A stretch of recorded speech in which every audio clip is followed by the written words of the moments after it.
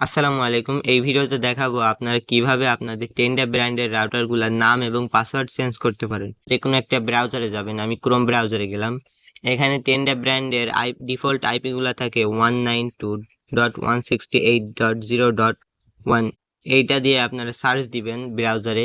তারপরে আপনাদের যদি অ্যাডমিন পাসওয়ার্ড দেওয়া থাকে সেই অ্যাডমিন পাসওয়ার্ডটা দিয়ে লগ ইন করে নেবেন। আর যদি অ্যাডমিন পাসওয়ার্ড না দেওয়া থাকে তাহলে ডাইরেক্ট হোম পেজে নিয়ে যাবে।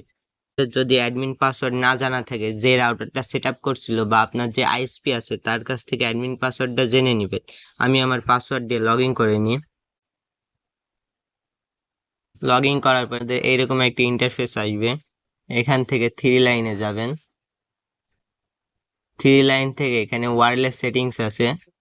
ওয়্যারলেস সেটিংস থেকে এখানে দুইটি অপশন দেখতে পারবেন, ওয়াইফাই নেম এবং ওয়াইফাই পাসওয়ার্ড।